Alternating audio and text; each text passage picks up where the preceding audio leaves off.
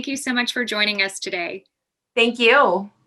So, before you became Mrs. Michigan, you were a woman looking for answers. You were having symptoms that were incredibly puzzling. Tell us about your journey with endometriosis.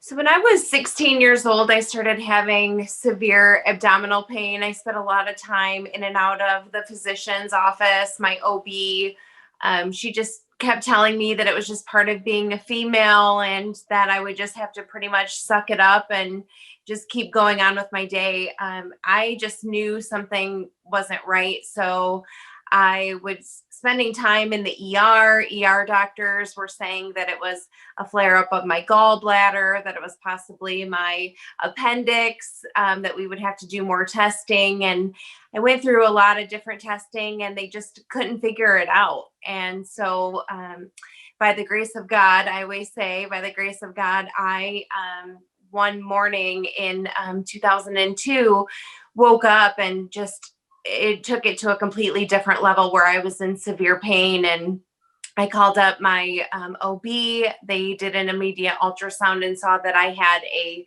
cyst the size of a baseball that was on one of my ovaries. He told me to clear out my schedule the rest of the day and that I needed to go into emergency surgery. He was concerned that if I waited any longer, that the cyst would burst and we'd be in a even worse predicament. So later that evening, I was in surgery. I had a diagnostic laparoscopy. And I can still remember sitting on the edge of my hospital bed and him telling me that I had stage 4 endometriosis. And although I was relieved that I had finally gotten a diagnosis, I had no idea what that was. And Yeah. and Yeah. he, told me to do some research and I did.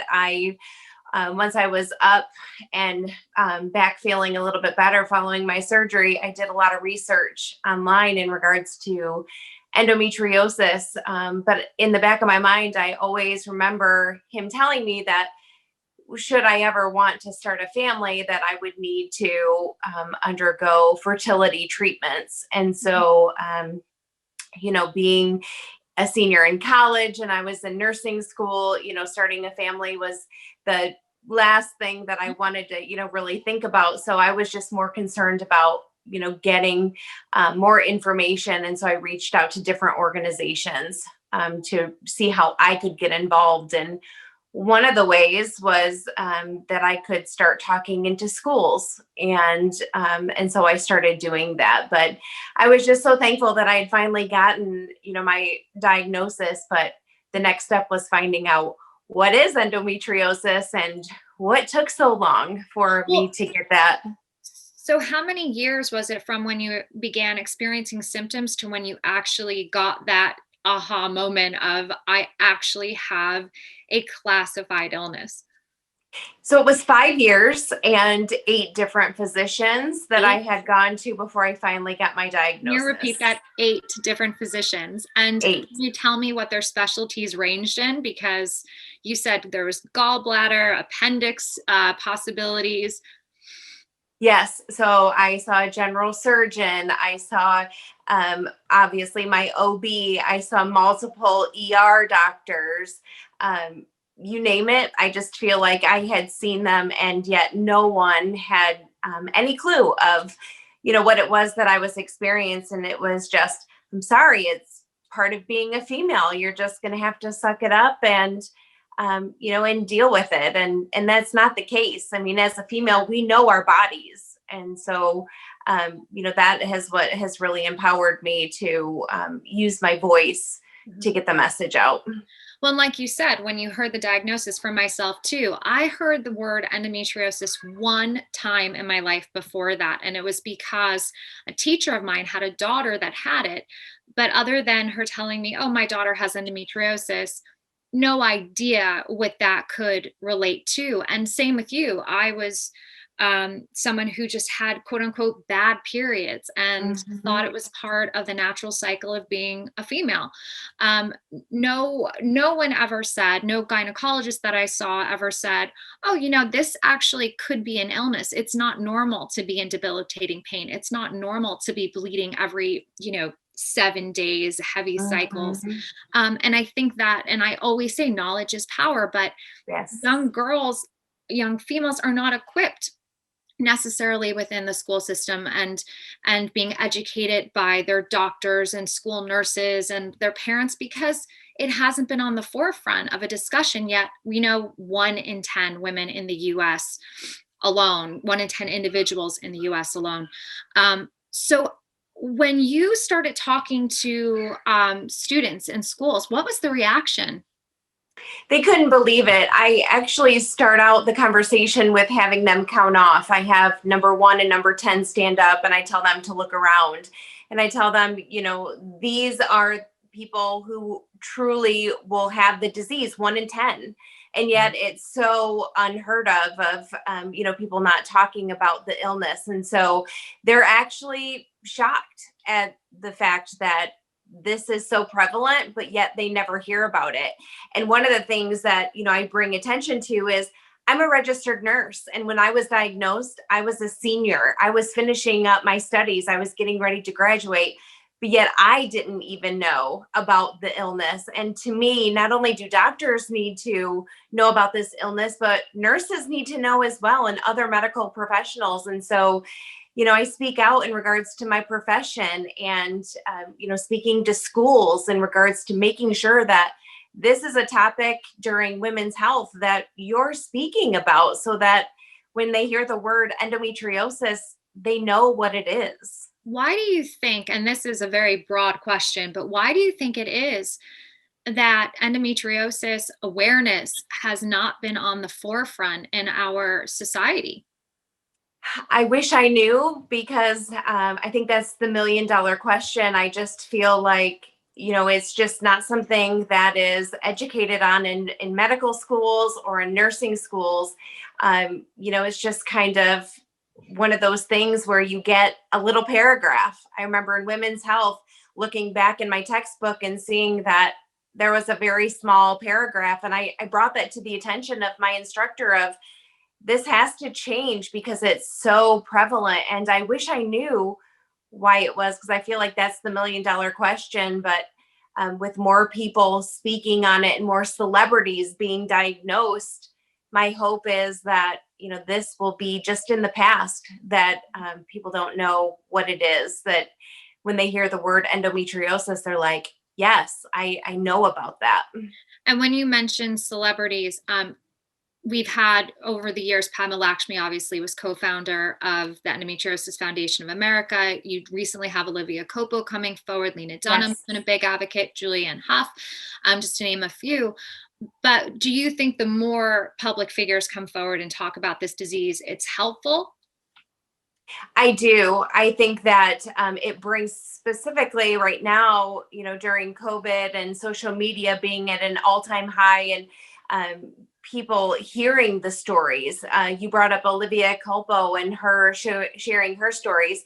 She has so many followers, and she recently had her surgeon, her specialist, come on, and they did a question and answer, and it's things like that that's bringing awareness to the disease, and that real people, celebrities and real people, are being diagnosed with this illness. And I just feel like the more that we talk about it, and the bigger voice that you have, and hopefully as the next Mrs. America, I can use my voice to bring a national awareness to this horrible disease. So tell me about why. I mean, I could see why, because you're so passionate. You've lived it firsthand that you decided to have this as your platform as Mrs. Michigan.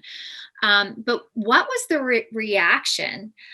Because obviously there had to be one that was very positive and strong for you to be crowned Mrs. Michigan.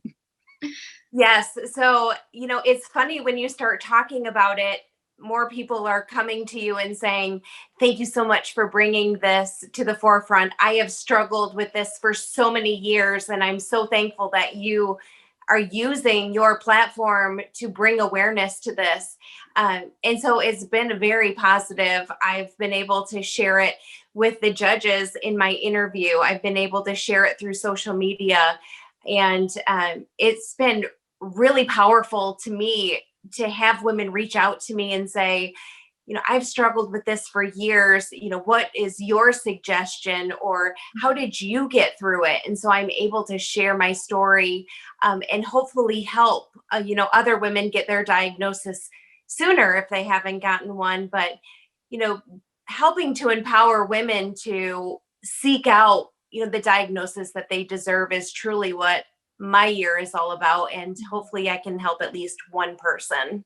If you could give our viewers one takeaway piece of advice about endometriosis, what would that be? I would tell them to, really listen to your body, specifically women. When something isn't right. And if you feel like, your body has changed, or your body is trying to tell you that that something is wrong, seek Mhm. out the answers that you deserve, because I was willing to stop at nothing to be able to, really get that diagnosis, whether it's endometriosis or with infertility. Having endometriosis opens up the door of so many other things that can go wrong, whether it be depression or anxiety, and infertility. These things are real, and I would encourage them just to listen to their body and what it's telling them. And you learned very early on that in order to have a child, you would most likely need fertility assistance.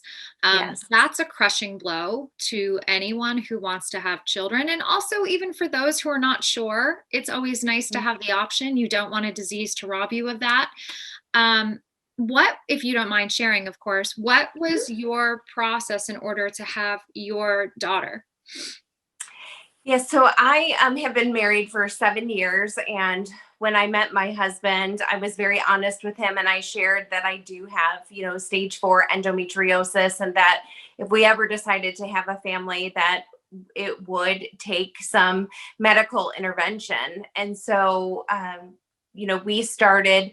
Um, we've been married for 7 years, but we were married for about a year and a half before we ever talked about really starting a family. So I had reached out to my OB, and told her that I was ready, to talk about having a family, and she forwarded me to an IVF clinic that's in Ann Arbor, Michigan. And when I met with him and he reviewed my chart right away, he told me that if I ever wanted to have children, that it would have to be in vitro fertilization.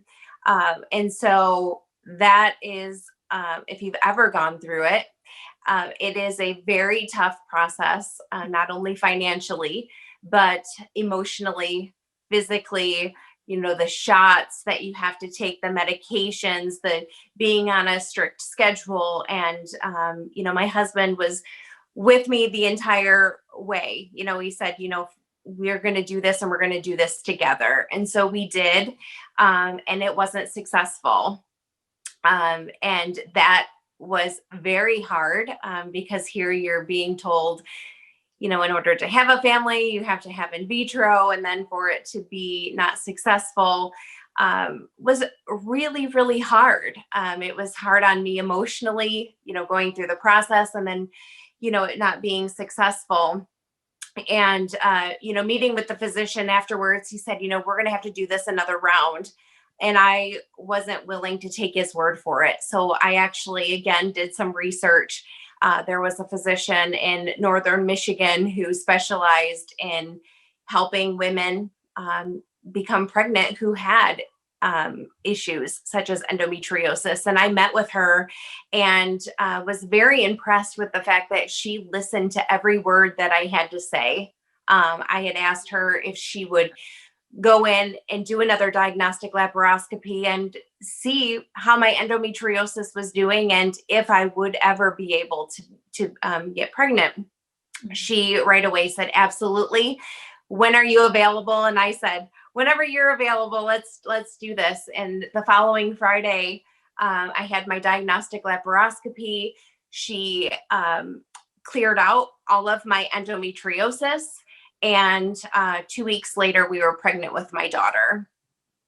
Wow, that is definitely a major, major success story. And it's Yes. inspiring. I mean, it's inspiring because you can feel so defeated by the disease. Hmm. And especially for many of us, it's been years, and you have had doctors or nurses or people tell you that it's your appendix or it's your bowels or, Hmm. so many, it's in your head. And at a certain point, sometimes you feel like, well, is it?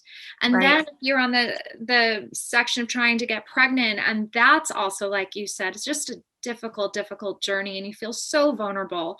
So Hmm. to hear your story is very inspiring because you Thank didn't give you. up. You didn't give up, and you didn't give up on yourself. And when one doctor wasn't hearing you or listening to you or quite understanding that endometriosis is an all-encompassing disease, it's not just simply the reproductive organs, it affects the body at large, Hmm. that you found a doctor who got it. Hmm. Absolutely.